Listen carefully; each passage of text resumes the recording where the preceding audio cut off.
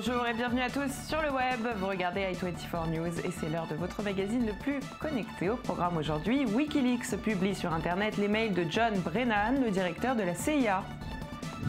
YouTube lance YouTube Red, son offre payante et sans publicité. Dans cette édition, on vous présentera notre sélection de start-up de la semaine. On vous montrera une compétition de voitures à énergie solaire. Et on terminera comme tous les jours avec ces vidéos qui buzzent sur Internet. Mercredi, l'organisation Wikileaks a publié 6 documents, des documents censés provenir de la boîte mail personnelle du directeur de la CIA, John Brennan. Tous sont datés d'entre 2007 et 2009, soit 4 ans avant sa prise de fonction. C'était en 2013. Bien qu'il n'y ait aucune indication que les documents publiés jusqu'à maintenant soient classés confidentiels, la CIA a dénoncé dans un communiqué que le piratage du compte de la famille Brennan était un délit. Et c'est officiel, YouTube lance enfin son offre payante baptisée YouTube Red. Elle sera disponible aux États-Unis à partir du 28 octobre prochain. Les contenus resteront accessibles gratuitement, mais les utilisateurs seront épargnés de toute publicité. YouTube Red permettra également aux abonnés de sauvegarder des vidéos sur leur ordinateur ou leur support mobile pour les visionner un peu plus tard, même sans connexion Internet. Regardez.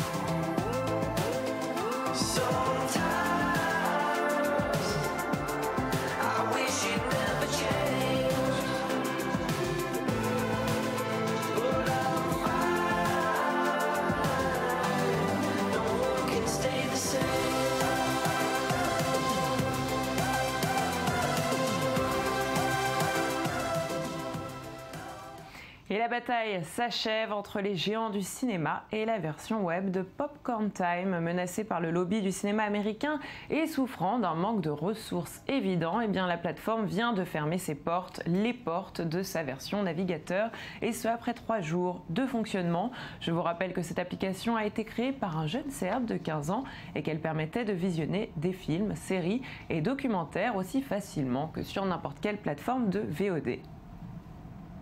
Et on poursuit avec Western Digital qui vient d'annoncer le rachat de SanDisk, société fondée en 1988, reconnue aujourd'hui comme le 3e pourvoyeur de mémoire flash dans le monde. La transaction est évaluée à 19 milliards de dollars et sera financée avec un mélange de cash, de dette et d'actions. Résultat, des clés USB plus performantes. Regardez ce que l'on peut déjà trouver sur le marché.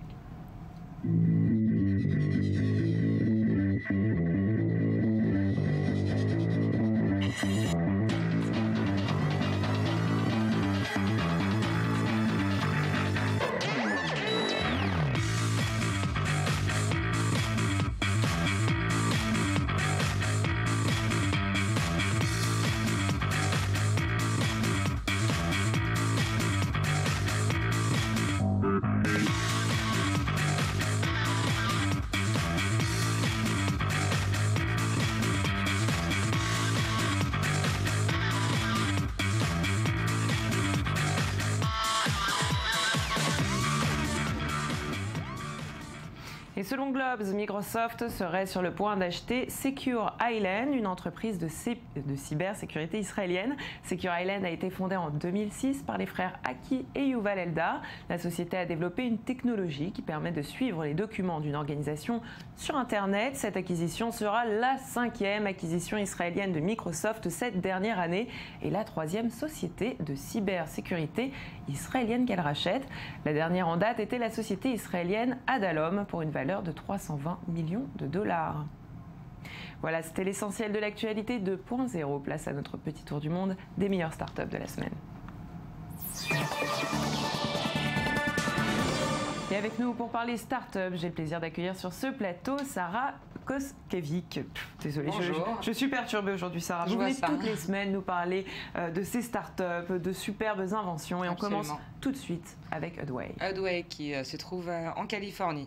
Alors, il s'agit d'ajouter un petit peu de réalité augmentée à votre GPS en projetant les informations que vous avez sur votre smartphone sur le pare-brise afin que vous gardiez les yeux sur la route et pour éviter trop d'accidents. Alors, c'est ce qu'on appelle une application Head-Up Display, affichage tête haute, j'ai du mal à parler moi aussi aujourd'hui, qui est donc capable de projeter ces images sur votre pare-brise grâce à une petite technologie. Alors, en général, les images qui sont sur votre iPhone sont sont blanches sur un fond noir.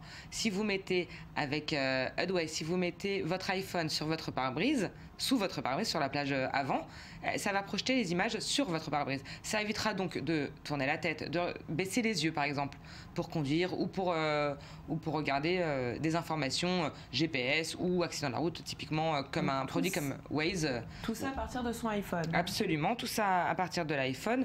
Ça marche plutôt bien, c'est une très grosse campagne Kickstarter. Et évidemment, il y a une petite limite, vous pouvez vous en douter, s'il fait très très jour, si on est en pleine luminosité, plus de réflexion sur le pare-brise. Donc ça marche bien pour le moment, le soir ou la nuit, mais c'est pas encore tout à fait au point. Pour autant, ils ont quand même récolté déjà 245 000 $ alors qu'ils n'ont demandé que 100 000. Donc c'est un projet qui plaît. Sarah, on va continuer avec Nora. Un autre problème, un autre problème, c'est le ronflement. Alors, je ne sais pas si ça vous est déjà arrivé, mais bon, tout le monde n'apprécie pas de dormir avec quelqu'un qui ronfle. Et c'est pour ça que Nora, qui vient de San Francisco, toujours en Californie, a été créée. Nora, c'est un petit galet qu'on pose sur sa table de chevet et qui est également relié à un autre petit galet qu'on met entre sa tête d'oreiller et son oreiller. Vous dormez, quelqu'un ronfle, vous tapotez sur Nora. Nora va envoyer un signal au galet qui est dans votre oreiller pour gonfler ou dégonfler votre oreiller. Pourquoi? Parce que le ronflement est dû aux muscles de la gorge qui se détendent. Donc à ce moment-là, on a un ronflement. Si les muscles se resserrent, le ronflement n'existe plus. Donc Nora va donc faire bouger votre tête d'oreiller, repositionner votre tête, la tête en tout cas de la personne qui dort, afin que les muscles de la gorge se resserrent pour que le ronflement s'arrête. Ça ne réveille personne. C'est très pratique. Et voilà, ça résoudra pas le problème fondamental du ronflement, mais en tout cas, ça marche bien également sur Kickstarter et ça coûtera 300 $. Et donc ça sera vendu, hein? Ah oui, complètement. Ça sera vendu. On est déjà en possibilité de l'acheter sur Kickstarter en early bird, en précommande, pour 179 $. Ah bah pratiquement moitié prix. Alors ça vaut le coup, ça va falloir se procurer. Investir. On continue avec Roar. Roar. Alors. Ça, c'est un problème plus grave. Est-ce que vous saviez qu'une femme est attaquée toutes les 2 minutes aux États-Unis?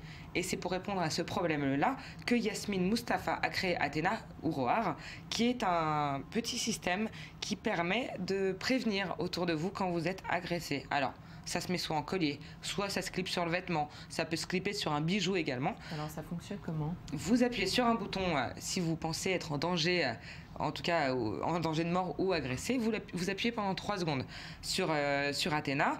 Ce petit device envoie une alarme à vos amis qui sont sur une liste, qui ont déjà été définis. Donc en fait, c'est relié évidemment à une application. Sur cette application, au préalable, vous avez rentré le nom de vos amis ou de votre famille.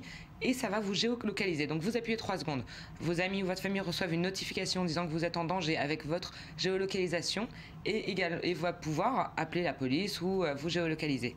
Il faut savoir que Athena, quand il sera en vente, parce que c'est pas pour tout de suite évidemment, c'est sur Indiegogo, quand Athena sera en vente, il y aura la possibilité de joindre directement la police, le 911 aux États-Unis, le 911, de joindre directement la police. Donc pour l'instant, c'est développé pour les États-Unis, mais j'imagine que ça va être exporté. Absolument, la compagnie prévoit vraiment, avec cet argent, de faire beaucoup de choses, donc d'investir dans d'autres fonctionnalités, mais aussi une grande partie des bénéfices d'Athena ou de Roar seront reversés à des associations à but non lucratif pour aider contre les violences faites aux femmes. C'est waterproof, c'est une autonomie de 3 mois, c'est quand même énorme par rapport à n'importe quel appareil.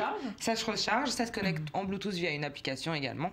C'est parfait, ça sera un petit peu cher compte tenu de la grosseur du produit. C'est 75 $ en précommande, 100 $ en... Ça vaut le coup pour sa sécurité. Ça vaut le coup. On attend que ça soit développé dans tous les pays, mais effectivement, pour l'instant, c'est pas encore un énorme succès Kickstarter sur Indiegogo, pardon. Ça a été mis en ligne que avant-hier, donc après tout, ça n'a que 2 jours, mais ils ont déjà récolté tout l'argent dont ils avaient besoin. Ils voulaient 40 000 $, pour l'instant, ils en ont 37 000 et il reste encore beaucoup de temps. Eh bien, merci Sarah, merci beaucoup pour toutes ces informations. Merci à vous. Et nous, on continue avec notre rubrique High Tech. Les précommandes sont lancées pour la tablette Surface Pro 4. Microsoft l'a annoncé il y a peu de temps. Elle sera disponible le 12 novembre. Une nouvelle qui n'a pas laissé les internautes indifférents, bien évidemment, et qui paraissent d'ailleurs enchantés par l'idée de pouvoir transformer leur tablette en véritable PC. Le géant de l'informatique a misé sur un design épuré, une image de qualité, un écran plus fin et un stylet bien plus rapide. Je vous propose tout de suite de découvrir ce bijou de la technologie.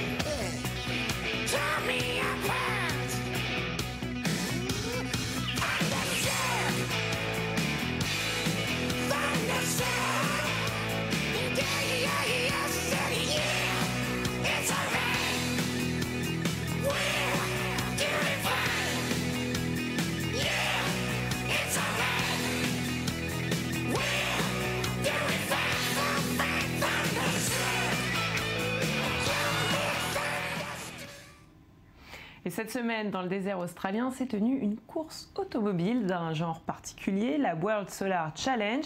Elle regroupe plus de 50 participants venus du monde entier sur un circuit de 3000 km, venu traverser le continent du nord au sud. Une compétition de voitures à énergie solaire, du spectacle comme on les aime sur le web.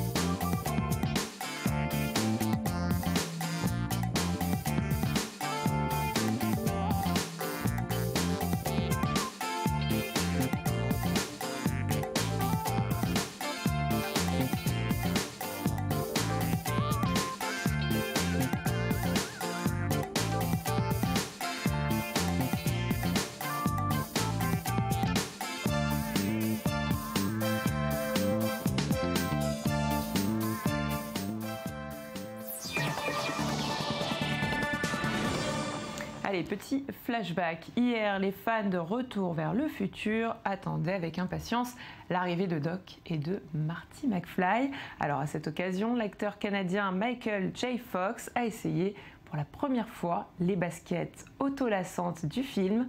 On a les images, regardez. There's a, I don't know if you can see this red one. Yeah. Just go ahead and press that green button there. It'll tighten. Oh, that's insane. And behind it is a red button. If you press that, it'll loosen it. That one there. Up a little higher. Here we go. Yeah, right there. That's it. We said this one hockey skates. Yeah. Oh yeah. So this first button turns the lights on, so it's yellow. Bon, malheureusement, il s'agit d'une édition limitée, alors seulement quelques paires seront vendues aux enchères et les profits seront reversés à la fondation de l'acteur contre la maladie de Parkinson. Et puis, puisqu'on en parle, on va rester dans le même sujet avec les hommages au film culte qui pullulent. L'un des derniers en date est une DeLorean autonome.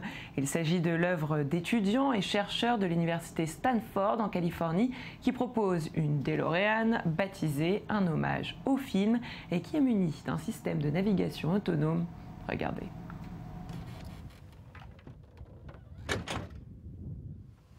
Engaging full autonomous mode in 3, 2, 1, go.